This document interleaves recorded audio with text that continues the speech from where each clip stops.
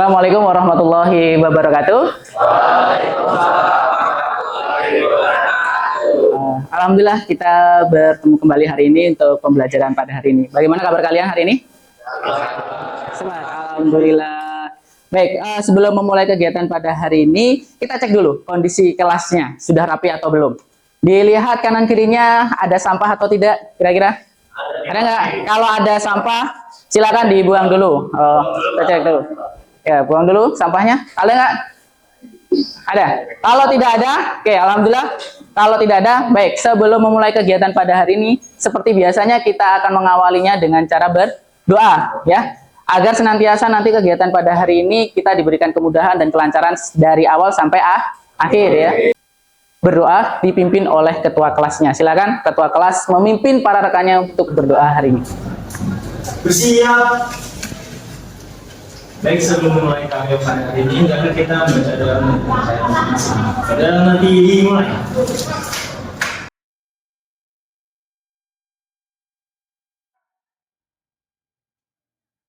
Sudah selesai.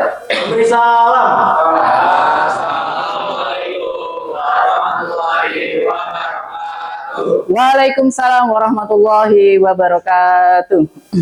Baik, kita hari ini akan belajar yang namanya tentang kaidah pencacahan. Baik, sebelum Pak Eko mulai kegiatannya, masih ada yang ingat terkait materi yang kemarin sudah kita bahas? Ada yang ingat kita kemarin belajar tentang apa? Tentang apa, Hilmi? Kemarin terkait pembelajaran transformasi geometri. Oke, ada yang masih ingat transformasi geometri itu kita belajar tentang apa saja? Translasi, terus kemudian rotasi, terus dilatasi, serta satu lagi refleksi.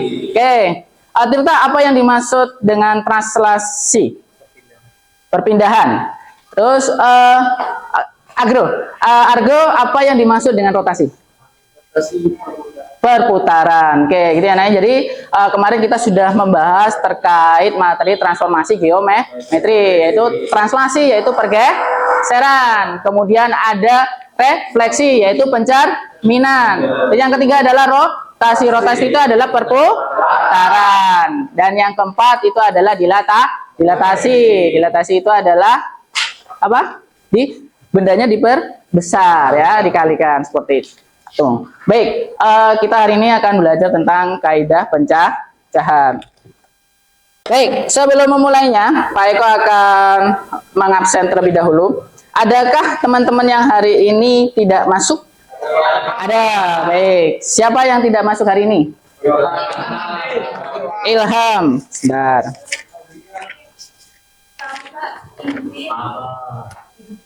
Sabar, ya.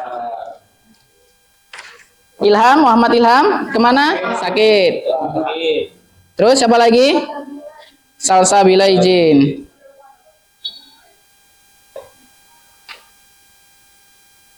Kemudian ada lagi? Sabina izin. Baik, ada 4 siswa yang tidak masuk ya hari ini ya. Oke. Nah, di salah satu siswa ada yang sakit rekan kalian. Jadi tadi semoga aja yang pesan Pak Eko pada saat berdoa, kita doakan semoga segera diberikan kesehatan. Baik.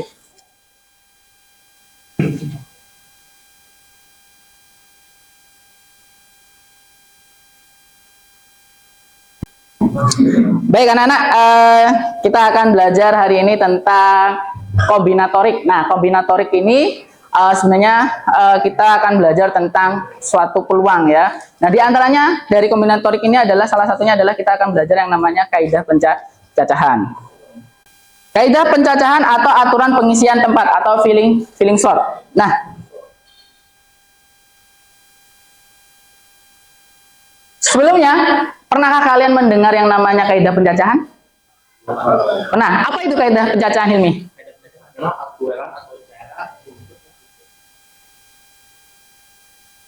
Ya, betul sekali. Kaidah pencacahan itu adalah menghitung suatu kemungkinan, ya, semua kemungkinan.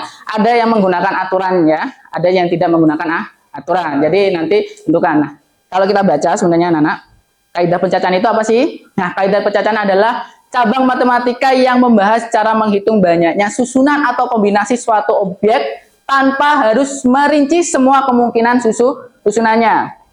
Nah, di sini tersedia 3 makanan, 2 jenis ini ya, 2 jenis minuman, 3 minuman, 2 jenis makanan. Kira-kira kombinasinya itu ada berapa cara? Ada 6. Boleh kita cek ya. Nah, misal ya, kita tulis minum. Minum ada apa saja biasanya yang kalian sering beli? Jus. Oke. Teh, jus. Terus yang lain. Misalkan aqua ya, misalkan aqua. Satu lagi. Nutrisari boleh. Oke, ini ada 3 minuman. Terus ada 2 makanan. Makanan apa? Ayam geprek. Oke. Favorit nih kayaknya ayam geprek. Apa? Nasi goreng. Pagi-pagi udah nasi goreng.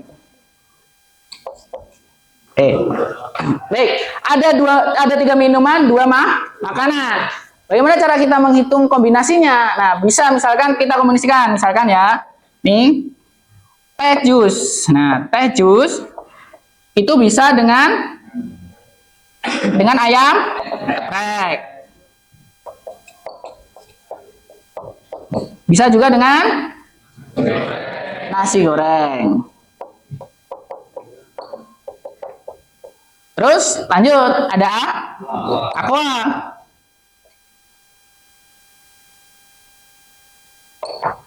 Aqua juga sama. Aqua pilihannya dengan ayam geprek dan nasi goreng. Satu lagi. Berarti satu adalah nutrisari.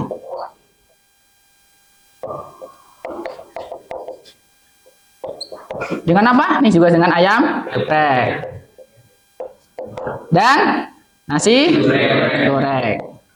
Nah, tinggal kita hitung. Berarti banyaknya kombinasi ya. Tadi adalah ayam geprek 1, 2, 3, 4, 5, 6. Ada 6 pilihan ya. Ada 6 kombinasi yang bisa kalian pilih ketika ke kantin mau membeli makanan seperti itu. Baik. Selanjutnya, nah, tujuan pembelajaran ini apa sih? Kita belajar tentang kombinatorik atau tentang kaidah pencacahan pada aturan pengisian tempat atau filling slot. Nah, bisa kita baca sama-sama. Nah, pada akhir pembelajaran ini ya, peserta didik nanti mampu yang pertama menjelaskan konsep dasar aturan pengisian tempat, termasuk nanti situasi di mana aturan ini dapat diterapkan, sepertinya nantinya dalam masalah permutasi dan kombinasi. Jadi nanti setelah pembelajaran aturan pengisian tempat, kita akan belajar yang namanya permutasi kombinasi. Terus kemudian peserta didik mampu apa? Mengidentifikasi berbagai jenis permasalahan yang melibatkan pengisian tempat, seperti mengisi posisi dalam urutan, memilih dari kumpulan elemen, dan situasi lainnya. Yang ketiga, peserta didik mampu menerapkan aturan pengisian tempat untuk menyelesaikan masalah-masalah praktis. Seperti apa? Seperti menghitung jumlah cara untuk mengatur objek dalam urutan tertentu. Nah, dalam urutan tertentu, jadi nanti ada syaratnya. Kemudian dengan dan tanpa pengulangan, ya, dengan tanpa pengulangan. Misalkan kayak waktu pernah di kendaraan kita ada yang namanya plat nomor. Ada kan plat nomor? Ya, kalian tahu plat nomor kalian hafal? Nggak hafal, aduh.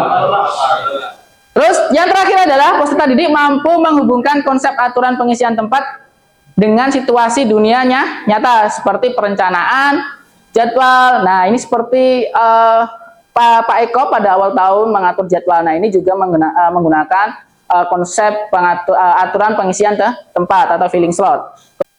Kemudian menentukan kombinasi kunci atau sandi dan lain sebagainya. Banyak sekali anak-anak manfaat kita belajar terkait aturan pengisian tempat atau filling slot.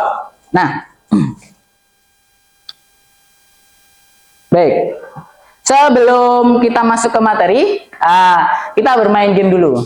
Oke, kita akan sedikit bermain game atau ice breaking dulu ya, anak-anak, ice breaking untuk Pak Eko mengetahui kalian sebenarnya siap belum menerima materi ini. Oke, udah siap belum anak-anak, kita ice breaking? Siap? Enjoy dulu. Oke, siap ya? Oke,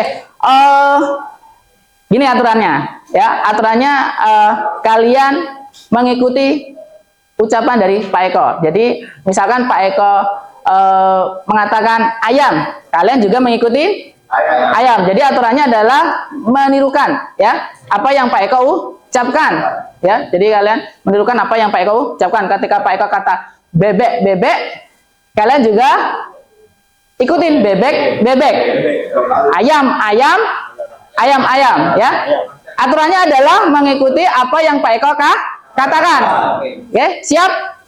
Siap. Oke, siap ya? Oke, siap. Bebek, ayam. Bebek, ayam. Ayam, bebek. Berapa jumlah bebek? 2. Masya, berapa jumlah bebek? 2. Salah. Mahes, berapa jumlah bebek? Iya, berapa jumlah bebek? Pinter. Tuh, Nes. Nah, ya, aturannya apa tadi? Ikuti aturan, ikuti apa yang Pak Eko ucapkan. Berarti udah fokus, Mahes. Kan Pak Eko katakan, aturannya adalah ikuti apa yang Pak Eko ucapkan. Jadi ketika Pak Eko ucapkan ayam, bebek, kalian ngikutin ya. Pas Pak Eko bertanya tadi terkait berapa jumlah bebek ya, berapa jumlah bebek. Betul. Oke, berarti setidaknya ada yang sudah siap terkait kondisi materi hari ini. Oke, tepuk tangan dulu, Mas. Baik anak-anak, oke. Sepertinya sudah pada enjoy, sudah pada siap untuk menerima materi hari ini. Oke. Nah, setelah ini anak-anak kalian akan menyaksikan ya terkait penjelasan tentang materi kaidah pencacahan. Nanti ada 2 video yang Pak Eko putarkan. Video yang pertama itu terkait sedikit pengertian tentang kaidah pencacahan. Video yang kedua selanjutnya itu adalah terkait dengan contoh-contohnya. Nah, kalian boleh menyiapkan dulu alat tulis dan bukunya untuk mencatat hal-hal yang penting nanti pada saat video itu diputarkan. Oke, sudah disiapkan? Sudah disiapkan? Oke, sudah disiapkan? Ya, ini sebagai bentuk pembelajaran ya anak ya. Baik. Sudah siap? Baik. Sekarang sebentar. Baik, perhatikan baik-baik. Dengan media matematika, kita akan belajar filsuf apa Tuhan pengisian tempat pada kaidah pencacahan. Kecanggihan teknologi informasi memberikan kemudahan jika berangkat naik kereta api, pulangnya bisa mencoba yang lain, yaitu pesawat atau bus.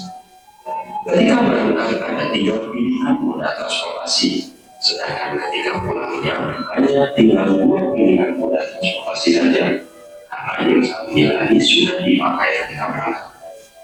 Jadi total 3 kali berbagi yaitu 6 cara memilih moda transportasi. Melakukan perjalanan dapat membuka pikiran, menambah wawasan, dan memberi banyak belajar. Jika kamu menyukai video ini, silakan like, share, dan subscribe. Nantikan video kami selanjutnya. Sampai jumpa. Cukup? Oke.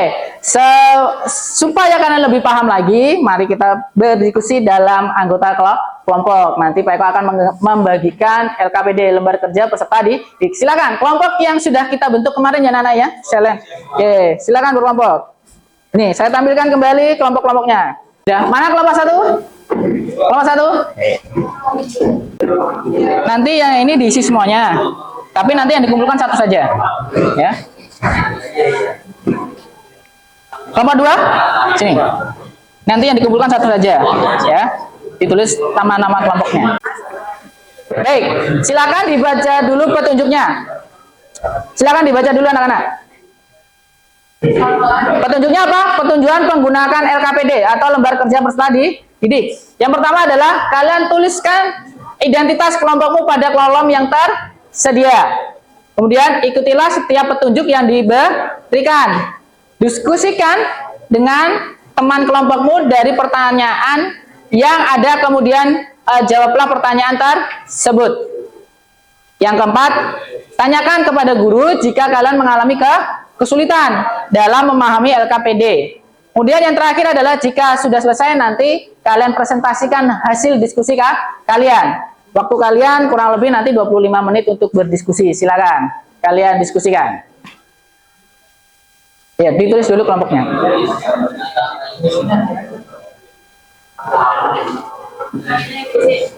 Cuma membantu, kan ada 2 LKPD ya, jadi kalian bisa berdiskusi. Satu saja yang ditulis, ya, satu saja yang diisi nama-nama kelompoknya, nanti itu yang dikumpulkan.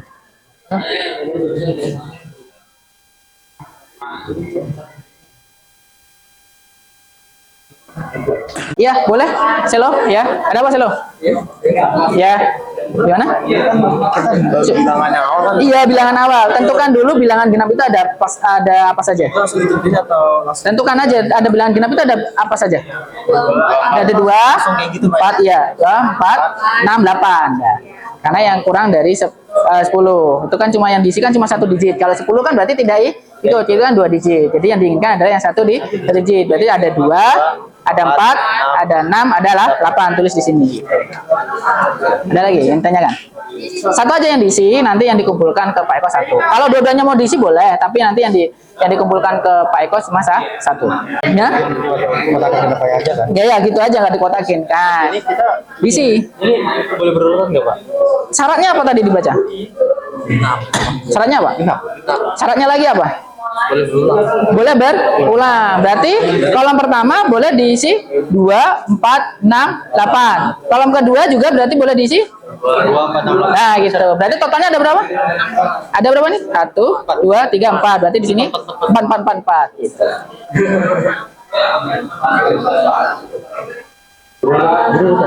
Berurutan. Nah, boleh kan itu bisa nih. Oke, 2 menit lagi, selesaikan. Dipegang dulu, nanti dipresentasikan di depan. Nanti setelah ini kita undi. Kita mulai ya.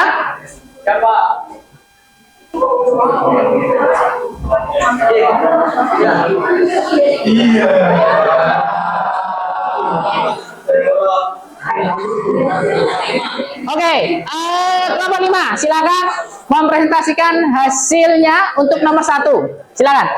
Boleh 2 orang atau 3 orang mewakilinya. Silakan. Ayo bacakan hasil diskusi kasnya. Ayo. Pak, yang wajib berapa orang? 2 atau 3 orang saja. Nggak perlu semuanya. Perwakilan saja. Perwakilan saja. Argo sama Raisa, silakan. 2 atau 3 orang saja boleh. Oke, yang lain, kelompok yang lain memperhatikan. Yuk, kelompok yang lain memperhatikan untuk presentasi dari hasil kelompok 5 untuk nomor 1. Yuk, yang lain, kelompok lain silakan untuk berdiam dulu untuk menyaksikan hasil presentasi dari kelompok 5. Silakan. Baik teman-teman, tolong diperhatikan. Kami akan mempresentasikan pemecahan masalah yang pertama. Nomor 1 soalnya, Pak Andi hendak membeli sebuah kotak brankas. Brankas tersebut menggunakan sistem keamanan berupa kode kunci yang terdiri dari 3 digit. Pramuniaga di toko tersebut menjelaskan keunggulan dari brankas yang hendak dibeli oleh Pak Andi.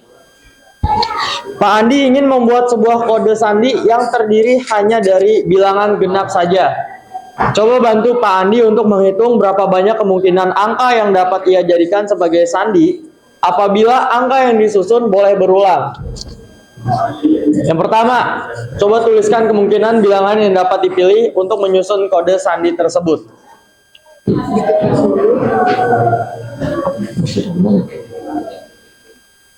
Diketahui sandinya itu terdiri dari 3 digit.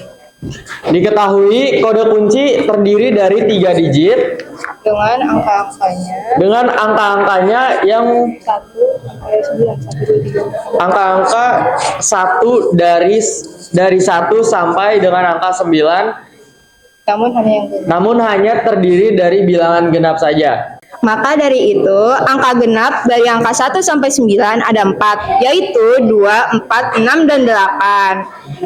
Dan karena di sini sandinya boleh disusun secara berulang, sehingga kita membuat 3 kotak, karena di soal itu terdiri dari 3 digit. Sementara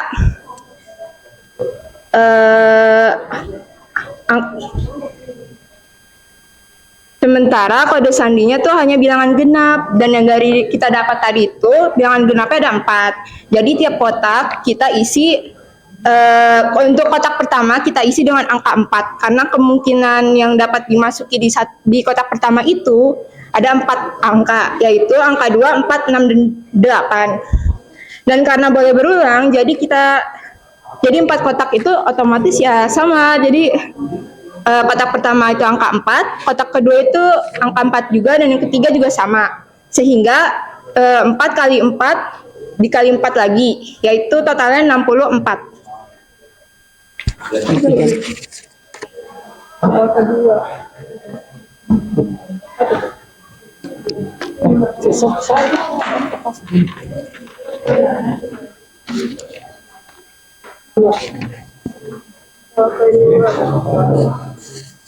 Nah, saya akan menjelaskan ulang lagi.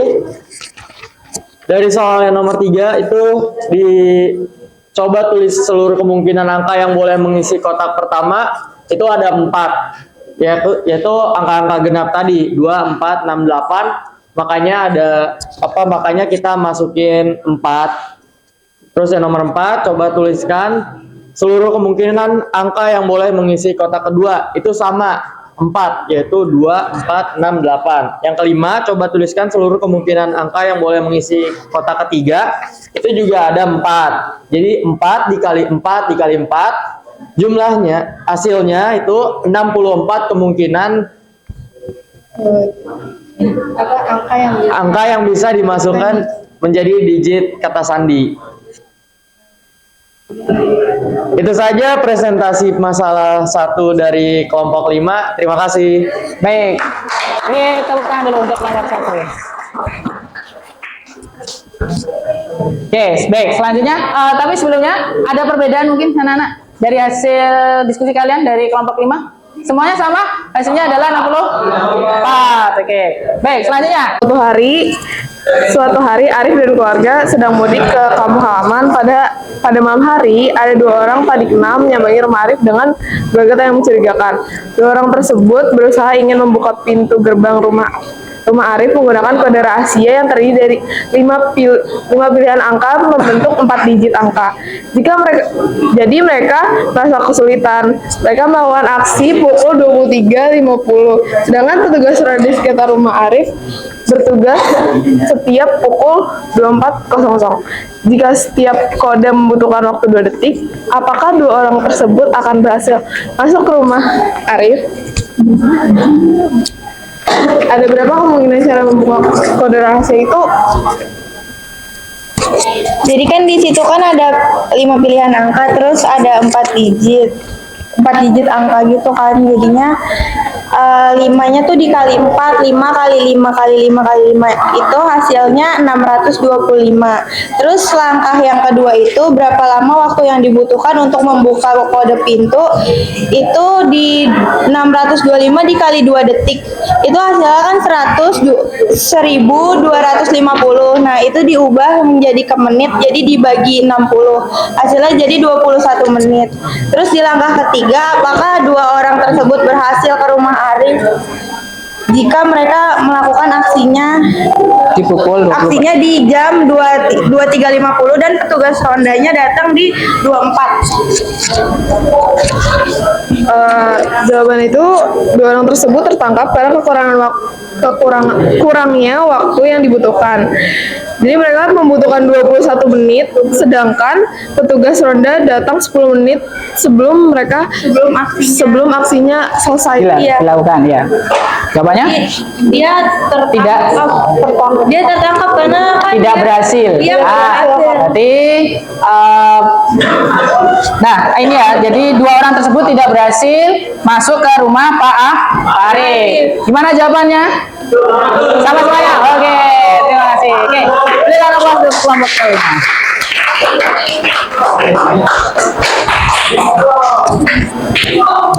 Baik. Kita kumpulkan dulu hasil presentasinya, diskusinya. Silakan dikumpulkan dulu. Yang dikumpulkan yang komplit silakan. Semua hasilnya. Ya. Boleh silakan. Terus sini. Udah. Satu kelompok lagi yang belum kumpulan.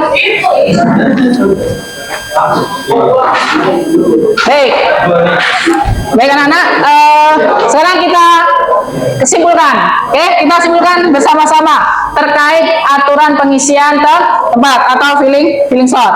Nah, boleh kalian lihat kesimpulannya apa anak-anak dari hasil diskusi tadi tentang aturan pengisian tempat, yaitu misalkan terdapat N tempat yang tersedia di mana K1 itu adalah banyaknya cara untuk mengisi tempat yang pertama. K2 itu adalah banyaknya cara untuk mengisi tempat yang kedua. Dan K3 itu adalah banyaknya cara untuk mengisi tempat ketiga dan seterusnya sampai Kn, yaitu banyaknya cara untuk mengisi tempat Kn. Kemudian banyaknya cara untuk mengisi N tempat yang tersedia itu adalah K1 dikali K2 dikali K3 sampai dikali Kn gitu. Oke anak-anak, ada pertanyaan? Ada pertanyaan? Sudah paham materi hari ini? Paham, alhamdulillah. Baik. Oke, sebelumnya kita akan sedikit ada evaluasi. Silakan dibuka kahat.it-nya. Yang Pak Eko sudah share di grup. Yuk, silakan. Kita akan sedikit ada evaluasi sebagai bentuk kalian pemahaman materi kalian. Oke? Ya, sudah semua? Sudah? Sudah. Ya, masukkan pinnya. Oke, kita mulai ya. Kita mulai. 1, 2, 3. Kita mulai.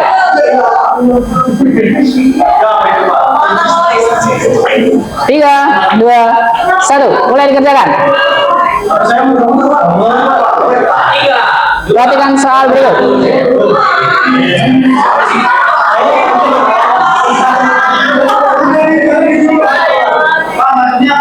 Seorang koki ingin menyusun menu. Perhatikan, kalau di situ kan munculnya cuma angka. Sesuaikan aja. Kalau warna merah berarti jawabnya adalah 60 cara. Kalau warna kuning berarti 180 cara. Sekali. Dilihat waktunya. Waktunya cuma 2 menit.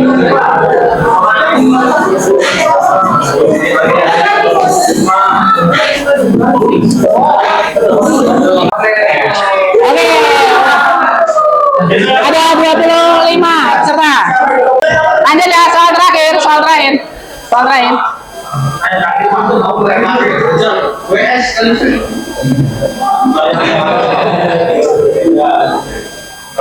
Banyak kata terdiri dari 3 huruf berbeda, tidak harus bermakna. Yang dapat dibentuk dari huruf-huruf S, M, K, P, U, dan I adalah suruh menyusun dari huruf-huruf yang tertera di situ. Ada 6 huruf, disuruh menyusun 3 huruf.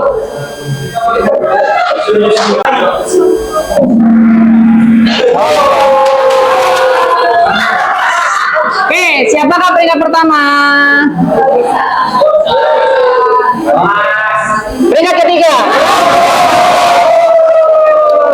Peringkat kedua. Jadi siapa ya?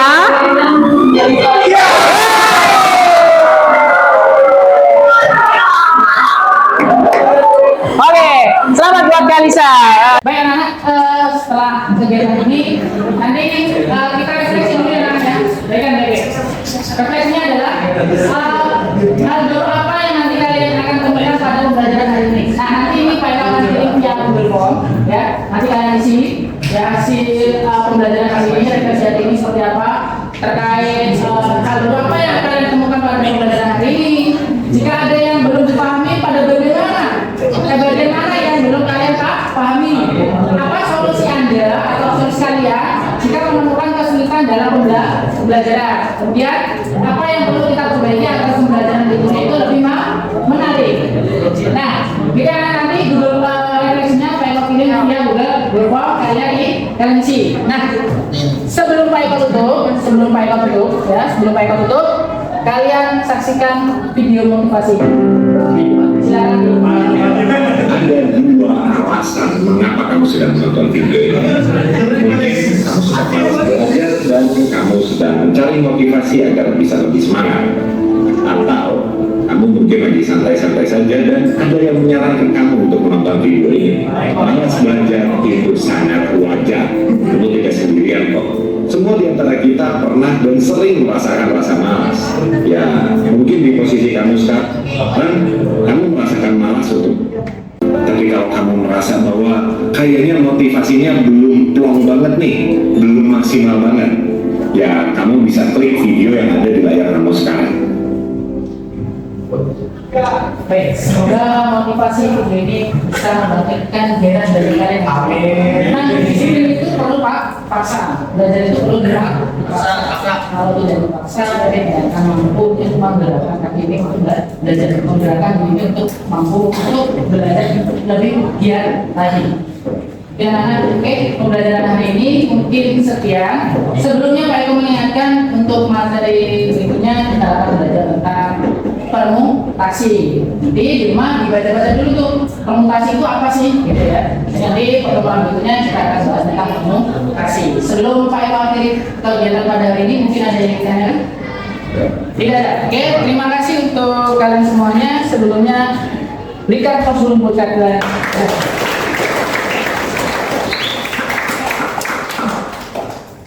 Sekian dari Pak Eko, terima kasih untuk pembelajaran hari ini. Semoga pembelajaran hari ini bermakna buat kalian semuanya. Begitu juga nanti setelah ini kalian siapkan diri kalian untuk kemudian belajar yang lain. Oke? Terima kasih Nana hari ini. Assalamualaikum warahmatullahi wabarakatuh.